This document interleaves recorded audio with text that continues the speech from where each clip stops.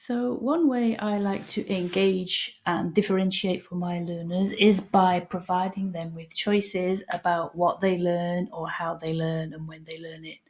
So, I have found that a Google form can be a really easy way to do that.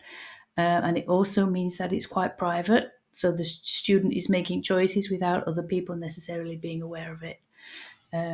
You could differentiate in that way too. If you have, for example, learners who don't like to feel they're being given easier work, then you could use a Google form for it. So here I'm just going to show you how I might very easily offer choice. So for example, so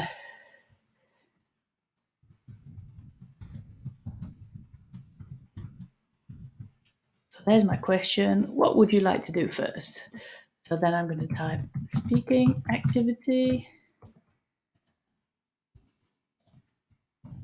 writing activity,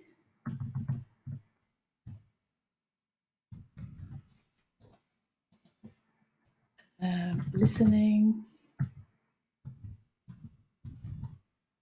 activity, and reading.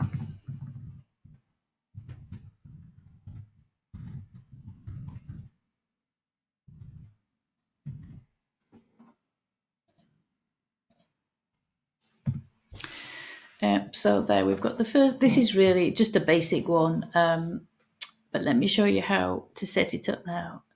So the main thing to remember is that you need to go to the three dots here for the more choices. And then you're going to go to section based on answer.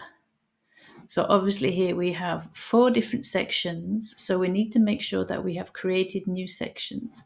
So this is the first section. We're going to add a section now. So this section will be speaking. And I would put my capital letter in, but I only have 5 minutes for the video. Then I'm going to add another section, which will be listening. Then I'm going to add another section, which will be reading. I'm going to add another section, which will be writing. So then we are here. If the person clicks speaking activity, we need them to go to the speaking section. If they choose writing activity, we need them to go to the writing section.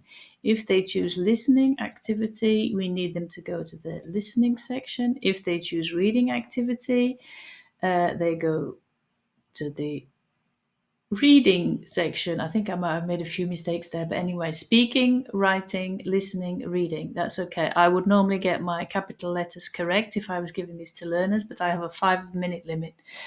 So then obviously here under the speaking, in the speaking section, you will add links, videos to your speaking activity, listening, your listening activity. So you add your activities in. And then when the learner comes to complete the form, so this is what they will see when they open the form. Obviously, you will have a title which is relevant for them. So what would you like to do first? Well, today, actually, I feel like I'm going to do some reading. So I click on reading, I click next, and I'll go straight to the reading activity. There are no activities there at the moment because I haven't created them, but you will create them. So back. This time, let me show you what happens if I click writing activity. So I'm going to next. Yes, that's correct too. Still no activities. If I go to speaking activity, next, and we go to speaking, and here you've got an option 1, but obviously it's not completed. There's nothing there. So that's the main thing that you need to remember when you want to offer choice or differentiate in a Google form. You click on the question, and you're going to the 3 dots here for the more options, and you're clicking go to section based on answer.